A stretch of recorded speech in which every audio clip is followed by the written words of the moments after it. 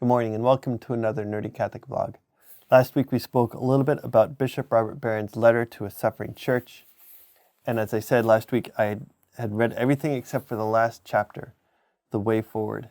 And so that's what I want to talk about this morning. How do we move forward from this crisis? How do we move forward from any crisis in the church? Coming up.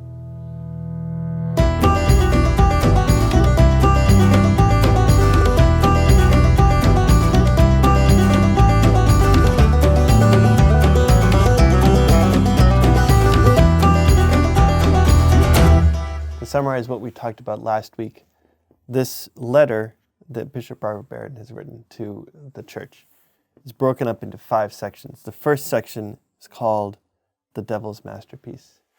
And he talks about how this really seems to be the perfect masterpiece that the devil has worked out, that we have come to a place in the church where we are so suspicious of everything and of everyone. There is a lack of trust, there is a lack of hope, and there is a lack of love. The first section of this letter is called The Devil's Masterpiece. And this crisis really does feel like it is a masterpiece of the devil, that it is the masterpiece of a conniving and an evil spirit that really wants to destroy the church. The fact that priests and bishops are behind this, the people that we feel like that we are supposed to be able to trust the most, the people that we look up to, the people that we know are supposed to be in the place of Christ in our life. When a priest or bishop presides at Mass, we say that they are standing there in persona Christi, that they are there in the person of Christ. God put them there to serve the people of God, and that they should be there in humility, in however Christ would be standing there at that moment. That is how they're supposed to be. And so we should be able to trust them. We should be able to look up to them as our spiritual guides, our spiritual leaders. And when someone in that position betrays our trust, it becomes that much harder to trust anyone in that position, because we never know if that person is someone that we can really see as Christ. And so this really is a masterpiece. There are so many priests and bishops out there that really are doing the best they can to serve the people of God in persona Christi, that they are giving their entire life to be Christ to the church. And so this lack of trust that is really taking over the church now, I think it is one of the saddest things that can happen in the church. The second section of this book is titled Light from Scripture. And so we see throughout not just the history of the church, but we see throughout all of human history that this is part of our sinful nature. And ever since Adam and Eve sinned in the garden, we have been struggling with this darkness in our life, this darkness in our heart. And it has come forth in so many different ways. And this is just the latest of a way that we see into the heart of humanity, that we have a stain on us, that we have a stain of sin, that we need to always fight against, struggle against, but we always need to bring to Christ. We always need to turn back to Christ. God created us to be one with Him. And everything that happens, everything bad that happens in this world, everything sinful, every sin that we commit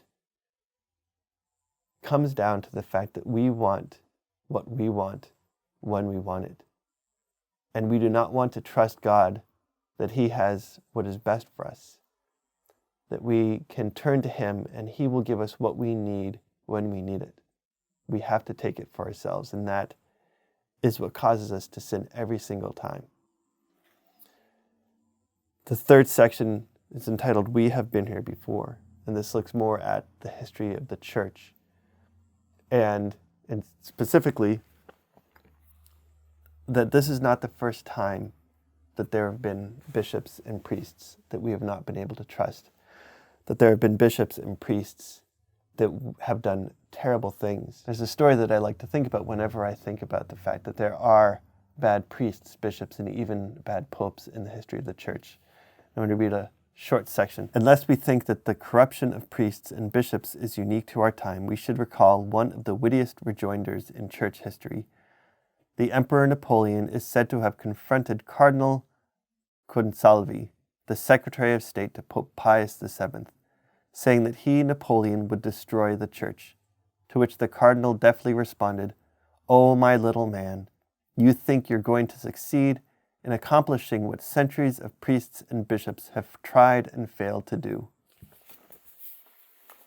There's this humorous thought that if someone thinks that they can take the church down from outside, that we need to realize that the church is 2,000 years old. The church has been here for 2,000 years. And there have been many times where there have been bad priests, bishops, and even popes. And the church still survives. I think that is one of the best proofs that we can trust what Jesus said when he said that the gates of hell will not prevail against the church. I can't remember who said this, but there's another story of someone looking at the church and saying, this has to be the church that Christ founded. Because if it wasn't the church that Christ founded, it would have folded, it would have destroyed itself centuries ago because of all the corruption and sin inside the church. The church is made up of sinful people. And as Chesterton says, the church became a little bit worse when he joined it. And I think I could say the same thing for me when I joined the church. The church became a little bit more sinful because I am a sinful person. We are all sinful. But because of that, we can trust that the church is still here, and we can trust that Christ will keep the church intact until he comes again. The third section talks about why we should stay. We talked about this a little bit last week. The main reason we should stay is because this is where we find the sacraments, especially the Eucharist. Nowhere except for the Catholic Church can we receive Christ's body and blood physically. Nowhere except for the Catholic Church do we have the fullness of the sacraments, the fullness of the faith that has been passed down. And so now the last section, the way forward. Where do we go from here? How can we restore trust in the leadership of the Catholic Church? How can we restore trust in our priests, in our bishops? How can we get back to the place where we need to be as Christians, as Catholics, as a church? I've had a number of conversations recently with one of my coworkers, and I hope to have him on at some point so we can have conversations about the virtues.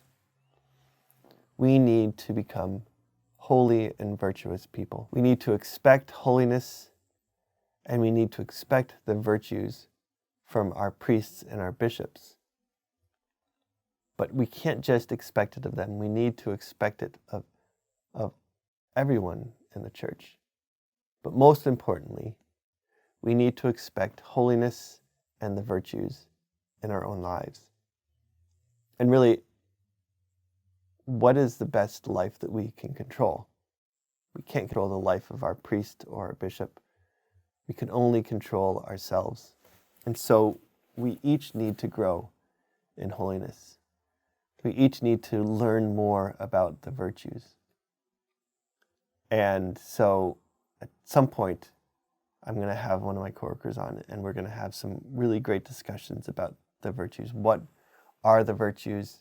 How can we grow in the virtues? But how can we help in the holiness of our priests and our bishops. This always seems to be sometimes the most contrite of answers, the easiest of answers. But when we really think about it, it is one of the hardest of answers. We need to pray for them, pray a rosary for them, offer a holy hour for them, offer a mass for them. Just spend time talking to our Lord, praying specifically for your priest and your bishop. Ask Jesus to give them the strength that they need to live a life of holiness. Bishop Barron writes that a priest whose central preoccupation is money or pleasure or power or career advancement or fame will sooner or later fall apart and wreak havoc around him. The institutional reputation of the church must never become the supreme value for any church representative. The institution serves the people of God, and if any one of the people of God is in danger, action must be taken, even if this means the institution will suffer embarrassment or financial loss. When Christ went to the cross, that was seen as one of the most embarrassing, one of the most shameful things that could happen to the leader of this new movement. But Christ went to the cross. He did not worry about the shame. Christ went to the cross for each of us. Christ asks us each to pick up our cross and follow him daily. We need to not worry about the shame of the cross, especially our priests and our bishops should never worry about the shame of picking up their cross every day, following Christ, and especially in their position of leading the people of God, that they should never worry about the shame of picking up their cross and following Christ every day so that they can lead the people of God, that they can be the servants of the people of God. And it really comes down to this. The bottom line is this: if we want holier priests, we all have to become holier ourselves. I know it is so easy, and I can understand the desire to have a priest who leads his parish, who brings the sacraments to the people of his parish, and that we can all go to Mass, we can receive the sacraments, we can be taught, and then we can go on with our own lives. But if we want our priest to be holy, if we want our bishop to be holy, then we need to strive to be holy as well.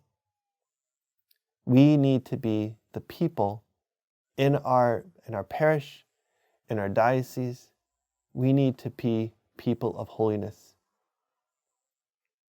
The church is not going to survive if it is just the priests and the bishops that are the holy ones.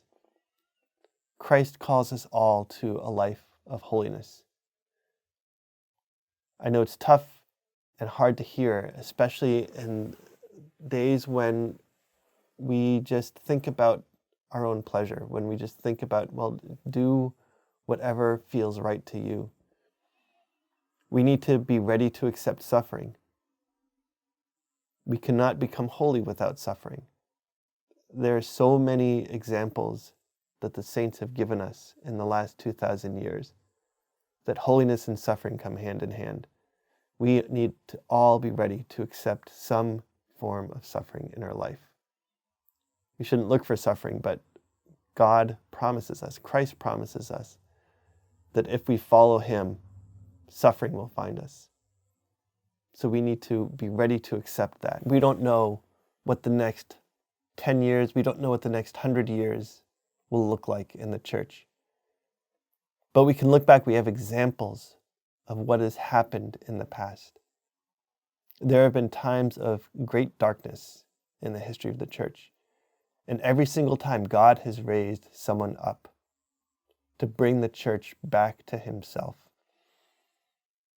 There have been times of great religious orders that have been started because God has raised someone up to bring the church back to himself. We think of Saint Benedict.